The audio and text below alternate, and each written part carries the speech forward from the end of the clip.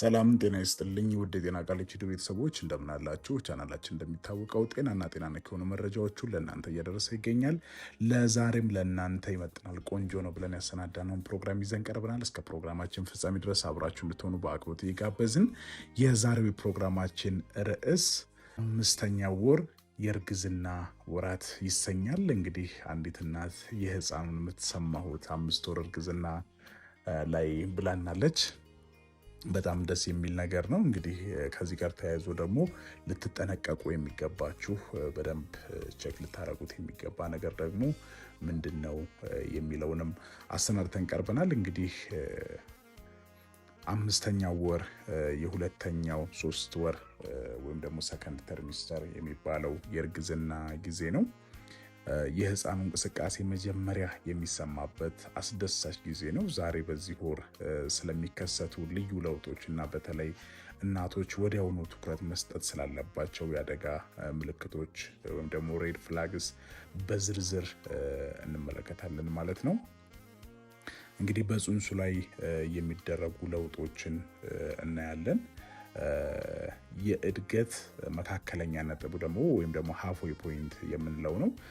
መጠኑና ክብደት እንግዲህ ህፃኑ አሁን የሙዝ ወይም ደግሞ ትልቅ ቲማቲም ያህል ይሆናል ማለት ነው። ርዝመቱ ከ15 እስከ 25 ሴንቲሜትር ሊደርስ ይችላል ማለት ነው።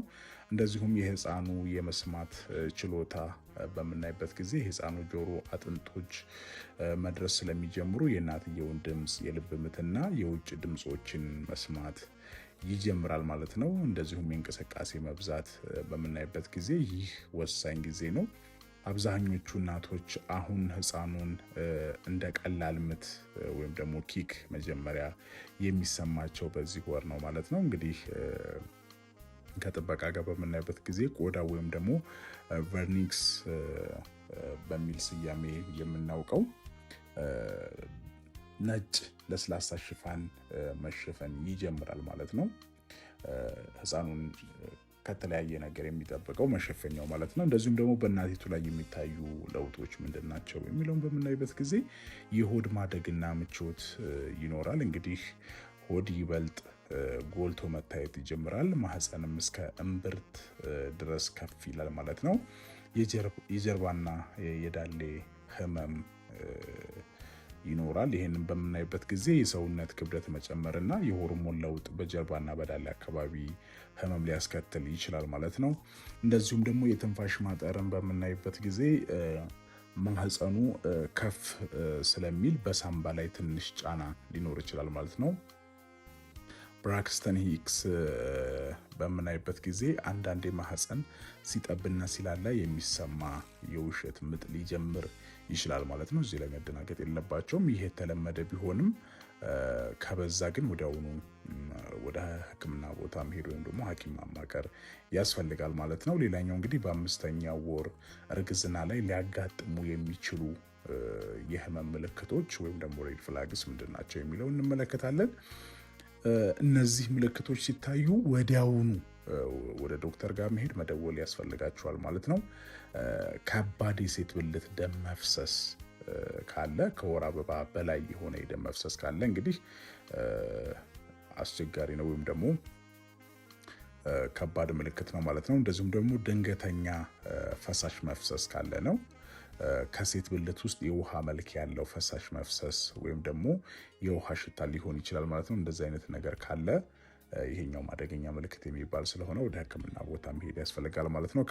ከፍተኛና የማይቆም የሆድ ቁርጠት ካለ፣ በተለይ ከደም መፍሰስ ጋር አብሮ የሚመጣ ከባድ ቁርጠት ካለ ይሄኛውም ከባድ የሚባል ምልክት ነው ማለት ነው። እንደዚሁም ደግሞ የህፃን እንቅስቃሴ መቀነስ ካለ፣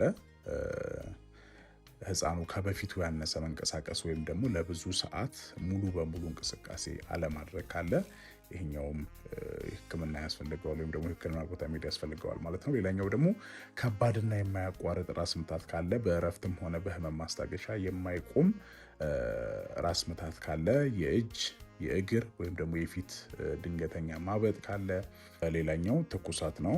ትኩሳት እንግዲህ ከ38 ዲግሪ ሴንቲግሬድ በላይ የሆነ ትኩሳት ካለ ይሄም ህክምና ያስፈልገዋል ማለት ነው።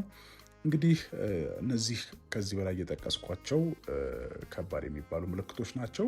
የአኗኗር ዘይቤና ምክሮችን በምንመለከትበት ጊዜ እንቅልፍ እንግዲህ ወሳኝ ነገር ነው። በግራ ጎኖ መተኛት ወደ ህፃኑ የሚሄደውን የደም ፍሰት ይጨምራልና በዚህ ምክንያት ይመከራል። ስለዚህ ስትተኙ በተቻለ መጠን በግራ ጎናችሁ ብትተኙ መልካም ነው ማለት ነው። ለምንድን ነው በግራ ጎናችን መተኛት ያለብን የሚል ጥያቄ ከተነሳ ወደ ህፃኑ የሚሄደውን የደም ፍሰት ይጨምራል። ስለዚህ ያ ደግሞ ልጁ ጤናማ ሆኖ እንዲቆይ ያደርገዋል ማለት ነው። አመጋገብን በምናይበት ጊዜ ካልሲየም ምግቦችን ብትመገቡ፣ ካልሲየም ስንል እንግዲህ ወተትና የወተት ተዋጽኦቹ ማለት ነው እና አይረን ነት ወይም ደግሞ የብረታማ ሂደት ያላቸውን ምግቦች ብትመገቡ፣ እነዚህም ማለት ቀይ ስጋ፣ ባቄላ፣ ጎመን እነዚህም ብትመገቡ በጣም ይመከራል። ወይም ደግሞ እነዚህ ነገሮች የበዙበት ምግቦችን ማዘውተር ይመከራል ማለት ነው። ስሜታዊ ጤንነትን በምናይበት ጊዜ የህፃኑን እንቅስቃሴ ስለምትሰሙት ከህፃኑ ጋር ያላችሁ ስሜታዊ ትስስር በዚህ ጊዜ ይጠናከራል ማለት ነው። ሌላኛው ጭንቀታችሁን ማቆጣጠር ነው። የቅድመ ወሊድ ክትትል ማድረግ ያስፈልጋል። የደም ግፊትና የሽንት ፕሮቲን በየጊዜው መመርመር፣ በእርግዝና ጊዜም ቼክ ማድረግ ያስፈልጋል ማለት ነው። እንግዲህ እንደ ማጠቃለያ የአምስተኛው ወር የእርግዝና ጊዜ አስደሳችና መረጋጋት ያለበት ጊዜ ነው። የእንቅስቃሴውን ደስታ ሙሉ ለሙሉ ማጣጣም ይኖርባችኋል ማለት ነው። ነገር ግን በክፍል 3 የተዘረዘረውን የአደጋ ምልክቶች ካያችሁ 1 ደቂቃ እንኳን ሳትዘገዩ የጤና ባለሙያ ወይም ደግሞ ድንገተኛ ክፍልን ማግኘት ያስፈልጋችኋል ማለት ነው። እንግዲህ በሚቀጥለው ፕሮግራም ስለ 6ኛው ወር እርግዝና እንነጋገራለን። ጥያቄ ካላችሁ ጥያቄያችሁን ኮሜንት ቦክስ ላይ ያስቀምጡልን። እንዳየነው ሙያ የሆነ አፋጣኝ ምላሽ እንሰጣለን። እንግዲህ ከዚህ ጋር ተያይዞ ይሄ ፕሮግራም ለወዳጅ ዘመድ ይጠቅማል ብላችሁ ካሰባችሁ ሼር በማድረግ እንድታጋሯቸው፣ የእርግዝና ጊዜያቸው በኢንፎርሜሽን የተሞላ አስደሳች ጊዜ እንዲሆን ይሄ ቻናል በጣም ጠቃሚ ስለሆነ ከዚህ ጋር ተያይዞ ብዙ ስራዎችን ስለምንሰራ ለሚመለከታቸው ሰዎች ሼር በማድረግ እንድታደርሱልን እንጠይቃለን። አብራችሁን ስለቆያችሁ እናመሰግናለን። ቻናላችንን ሰብስክራይብ ማድረግ አይርሱ። ወዳችኋለሁኝ። መልካም ጊዜ ይሆንላችሁ።